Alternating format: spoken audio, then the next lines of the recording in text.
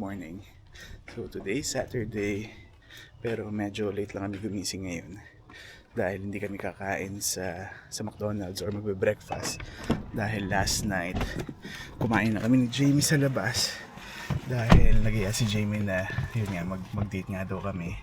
So minsan nakabahan ako pag nag-iaya siya ng ganun dahil dalawa lang naman yan. It's either malungkot siya or masaya siya.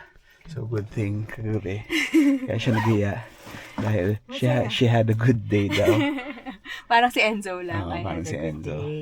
Pero na-realize ko nga kahapon, marami pala tayong dapat kailangan i-celebrate. Dahil kahapon, kagabi ko lang sabi sa'yo na na-realize ko na nakadalawang taon na pala ako dun sa trabaho ko. So, happy anniversary sa akin. So, 2 years na ako dun sa work ko. Wow. Hi, good morning guys! So ayan, video takeover first kasi nagda-drive siya. So gusto ko lang din i-take itong opportunity na to to greet my dad a happy birthday. Tonight, actually magkasama sila with my sisters to celebrate his birthday. So Daddy, happy birthday again. And yun, I love and miss you so much. So, nandito na tayo sa trabaho ni Jamie, but unfortunately, yung mga videos na kinapture namin kanina, hindi nga siya na-save dito sa camera dahil kanina, nung pinatay nga niya tong camera, kinlik niya once, so napunta siya sa photo. So, instead na video, kanina nag-video kami, yun, photo lang pala yung mga na-take. So for today, wala kang ganap, uwi na ako, and then simulan natin na maaga yung mga labada natin para matapos tayo na maaga, para makapagpahinga kahit papano, dahil mamaya 4 PM, sunduin ko nga si Jamie dito. And then si Sarah nagsabi na rin sa akin kanina na kung pwedeng araw na ihatid ko siya dun sa trabaho niya. So medyo lagari tayo today. And then most likely, mamayang gabi, pagkatas ng work niya, susunduin ko ulit siya. Nangangamoy pa rin. Sabi ko nga kay Jamie kanina na baka pagpasok niya magutom ng mga kasama niya dahil nagluto nga siya ng bacon. So kanina nasa kotse, amoy bacon pa rin siya. Hey Enzo, Sky, are you done eating? I ate my peanut butter. I know how to make waffles. I could make some for you, Daddy. Okay. Okay, I'll make waffles. Can I show you Which one? the waffle? We don't have waffles anymore. Next time. Okay. Wala na pala kaming waffle. We don't have any waffles. Ayan, gawa lang tayo ng kape. Yan, so kung narinig nyo, ayan, tinatapos ko na lang yung nilalaban kasi bago ko ihatid si Jamie kanina, yun, sinalang ko na yung labada ko.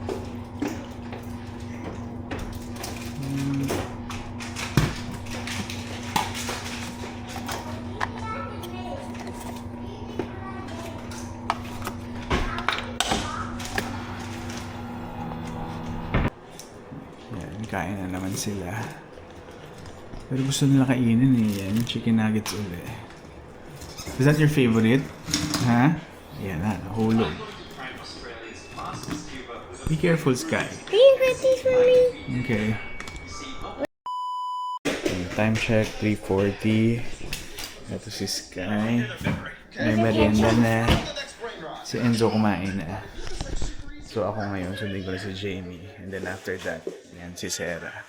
Kumakain na rin dahil ganyan, pagkasundo ko kay Jamie, siya naman ihahatid ko. Nansi tayo. Hello! Bakit ba nga kasi hinihingal ka? Ang aga ko. Kasi nga nag-buzzer beater nga ako. Kasi nga akala ko, kasama mo yung boss natin, mahirap na. Malate yun. Buti nila maaga ka. Mabuti na lang talaga maaga ako. Kaya, tumakbo ko kaya. Kaya yun. Tara na. Tara na. Bye. Mommy mode naman. Oo. So trade lang kayo ni Sarah. So hintayin natin si Sarah. Bye-bye! Yan si Sarah.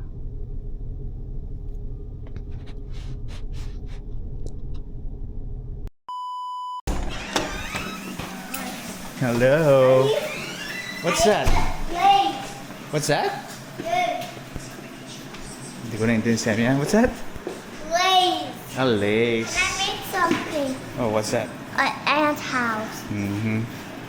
Eto, si Madam Jamie. Ayan, luluto na ng dinner namin. Better be his too. Yan, tapos na rin magluto si Madam. Oh, kala kakain tayo. Yan. So, ito yung niluto niya ngayon. Well, ito lang naman yung giniling with patatas. Ito yung tira sa kumain kami the last time sa Novelas. Let's eat. And then mamaya pala, itong dalawang bata, gugupitan ko ng buhok. Kasi next week na yung alis namin papuntang Alberta. Sky, are you excited? For your jet Where? to a holiday. The jet to holiday. Jet to holiday. How about you? Are you excited? Jet to holidays? Yeah.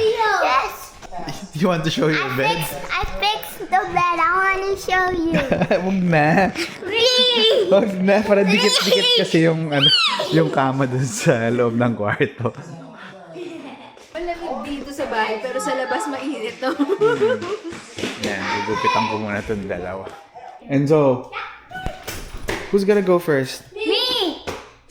Sino ba talaga? Me. Whoever goes to the bathroom.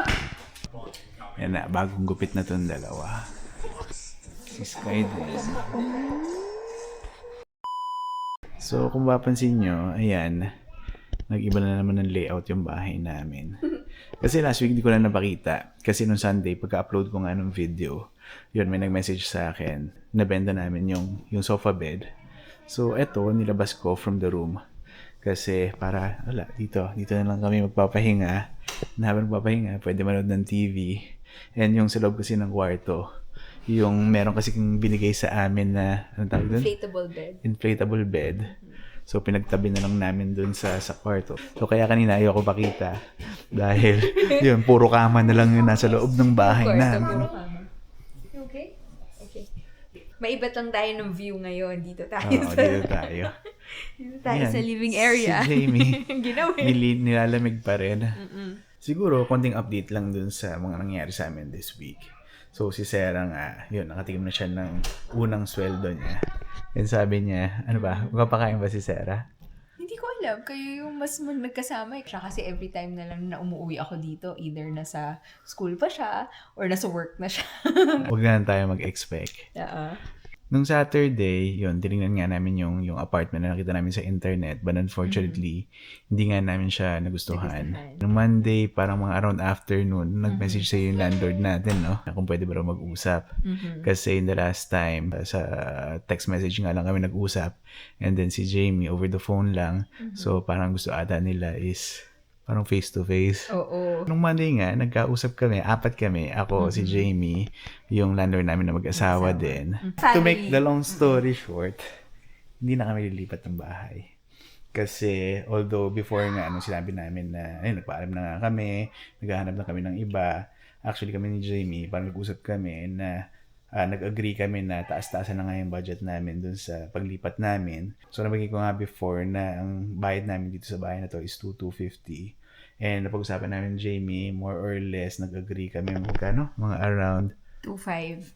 2.6? 2.6 na, okay. Oo, mga ganun. 2.5, 2.6. 2.5, 2.6. Kaya naghahanap kami. May nakita na kasi kami na townhouse din, mga around that price. Pero renta pa lang yun, yung 2.5, 2.6. Pero syempre may mga utilities pa. Okay. Pero at that time, parang kinondisyon na nga namin yung isip namin na ready kami na magbayad ng ganong amount. Dahil syempre, iba pa rin talaga yung nakatira ka sa above the ground. Totoo naman. Pinagpa-pray ko din yan. Kasi nga parang syempre, kahit na sinasabi mo na magtaas tayo ng budget, hindi naman natin ma-foresee yung future, diba? Yeah. And then dropped the pillow on the floor. Just and pick it then- up. And he picked it up. And he. Ano ba yan, Sky? Are you okay? Oh. Yun, commercial lang. Kasi yung dalawang bata naghaharutan sa loob. So, yun nga. So, ano ba sinasabi ko? So, yun na nga, na parang hindi natin alam kung ano yung future. So, part of me medyo natatakot na mag-commit tayo to a higher rent kasi hindi nga natin alam kung yung work natin, alam mo yun, magiging stable. So, pinagpili ko din yun na parang sabi ko, kung will niya na, makakahanap tayo. 'Di ba? Simas kung paano natin nahanap tong bahay na to. Malalaman natin doon sa pagpunta natin sa mga tingin-tingin ng bahay ganyan, makikita natin Kung para sa atin ba yun. Si Sarah, di ba, nagkaroon ng work na malapit dito. Very convenient din for her.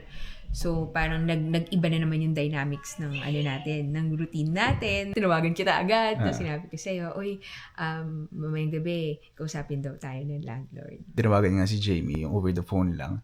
Tinanong na nga sa kanya kung ano ba yung primary reason namin. Which sinabi naman namin is yung rent talaga. And kaya medyo pinag-meetingan na rin namin ni Jamie kung just in case na mapunta nga kami sa conversation na yun na about dun sa presyo ng renta, kung magkano ba yung willing kami na ibayad nga dito sa basement. Kasi nabanggit ko nga dito sa previous video ko nga na kahit paano meron naman kaming reference ng amount ng basement unit na pinaparenta around the area. Yun nga, sa kabilang bahay lang pinaparenta nasa 2,000, pero more than 2 months na hindi pa rin narirentahan.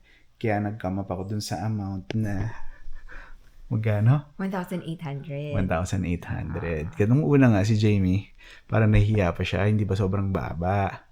Maganda nga lang dito sa bahay namin is malaki talaga siya, spacious siya. Pero kung yung normal na basement lang, mga ganun talaga yung presyo. So, from 2,250, so now, ang naging renta na lang namin is supposed to be 1,800. Right. Parang 16 months pala tayo hindi siningil ng utilities. Oo. Pero, Pero nga sila kabait talaga, guys. yun nga yung paulit-ulit na sinabi nila sa amin na busy sila kaya hindi nila ma-compute na yung utilities kasi ang nasingil lang nila sa amin is yung first 4 months. First 4 months. So, ang nangyari na lang, kung magkano yung binayaran namin the last time, divide by 4 months, tapos times kung ilang months na hindi pa namin nababayaran, which nag-end up nga ng 16 months. pala yun. Kaya, yun, medyo malaki lang din yung binayaran. Binayaran Oo. mo. Sila na din yung nag-suggest na idagdag na lang natin yung utilities Dun sa renta. natin. So, nag-end up kami, ang magiging monthly rent namin, pero all-inclusive na, would be 1,900. Oo. So, more or less, nakatipid kami ng mga around 400. Kasi yung 2,250 na ngayon, hindi pa nga kasama dun yung utilities. Ang laking bagay sa amin kasi on a monthly basis. Now, meron kaming nasisave na around 400 from the rent nga. Marireallocate yung naitipid natin dito sa schooling ni Sarah, ganyan. Kasi hindi rin naman natin alam na ang dami palang requirements ng ng course niya, di ba? Kasi yun nga, on top of dun sa tuition nga niya, $80 para dun sa uniform niya. Tapos parang $35 para dun sa police clearance niya. Right. And then yung last time pa, di ba parang may medical check-up pa siya. Yun, medyo mahal yun. Pero nakalimutan ko na magkano eh. Pero hundreds din siya. And then tomorrow, parang we're planning na pumunta sa isang mall. Pero hindi pa namin alam kung saan. Dahil kailangan naman niyang bumili ng all black shoes na, ano ba requirement? Para sa all clinical black, niya. all black. Tapos kailangan water resistant. Water resistant, yes. Grabe. Tapos hindi kailangan porous. May mga sinasabi siyang porous, hindi ko alam maintindihan kung ano yun. Basta yun. Dual purpose naman, magagamit niya sa work, magagamit din niya sa clinical requirements niya. Kaya na-amaze lang din ako kung how God works in our lives, diba? Oo, hindi tayo mag-upgrade ng pero redirection for us na maayos naman yung tinitira natin dito, convenient naman siya sa lahat ng kailangan natin puntahan. Naggawa pa siya ng providence para sa susunod na gagastusin natin moving forward. Wala namang kaming masabi talaga dito sa bahay namin. Kasi the only reason lang naman na kaya namin gusto lumipat is, syempre gusto rin namin may experience. But in totality, ayun, ano naman kami dito. Comfortable naman kami dito and wala namang kaming problema sa landlord namin. So yun, 1 week na nga lang, nakaschedule na nga kami punta sa Alberta. Pero ang fear ko lang ngayon is, sana matuloy kasi yun nga, nababasa ko nga sa mga news na ang daming ang cancellation ng mga flights dahil yun nga, sa patuloy pa rin na nagyera nga between US tsaka yung Iran. Dahil Tinakot ko wala minsan mo, yung flight na, yung airline na kinuha natin, mataas ang probability na nagka-cancel siya ng flights, diba? ayun. So So, sana pag-pray matuloy natin lang siya. Na matutuloy siya. Kasi excited na rin ako na makita yung mga kaklasiko na ilang taon na rin kami hindi nagkasama, diba? At saka pinagpa-pray din natin na sana kahit pa paano nag-melt na yung mga ice nag-melt doon. na yung ice doon para maganda yung pictures natin. Yun talaga yun. Maganda yung pictures natin. Yan. So kapag napunta kami sa Alberta, pagpasensyahan nyo na dahil most likely mahaba yung mga videos natin dahil syempre gusto ko rin i-capture yung mga scenery doon dahil yun nga, bihira lang naman kami magbakasyon, and yun yung one of the places na gusto ko talaga mapuntahan dito sa Canada. And syempre, yung overall experience namin as a family. Sayang lang, di namin kasama si Sarah and di rin namin kasama si Francine dahil nasa Pilipinas nga siya. By the time na, graduate sa, maybe magkaroon tayo ulit ng travel experience, maybe hindi sa Banff, maybe sa ibang lugar naman. Yeah. Yeah. So bukas, abangan nyo na lang kung saan kami makakarating dahil as of now, wala na naman kaming plano. Pero si Sarah nga, may pasok ulit siya sa trabaho late in the afternoon. Pero gusto niya sumama sa amin na magpunta nga sa mall dahil may bibili nga siya ng sapatos. Ikaw, meron ka bang bibilhin? Oh, tingnan natin. Baka eto na yung sign. Ito na, hindi ka ata makatulog na hindi ka nakabili ng bag. Hindi ko alam. Pero kasi, alam mo yun, pag nandun na, parang ayoko na naman siyang gastusin. Pero, ewan ko, bahala na. So, ang dala nung isang araw, sinasabi mo sa akin, nung 400 yung natipid natin doon sa renta, sabi mo, uy, pwede ka na bumili ng Tory Burch, isa buwan-buwan. Dahil 400 nga rin yung bag na gusto niya. Sinasabi ko lang yun, pero parang pag nandun ka na, tapos gusto mo nang gastusin, mapapaisip ka na naman na ilang oras mong trabaho to, ilang araw mong trabaho to, di ba? Parang ganon. So, yun, dun mo mauwi na worth it ba siya? Or parang gusto mo bang i-gift yung sarili mo? Or gusto mong itipid na lang for next time na may makikita kang mas maganda? Alam mo yung ganon, naglalaban siya. Kaya yun. Tingnan natin. Okay, so abangan na lang natin bukas. Kaya siguro dito ko na muli tatapusin itong video. So again, thank you for watching and I'll see you in my next video. Bye!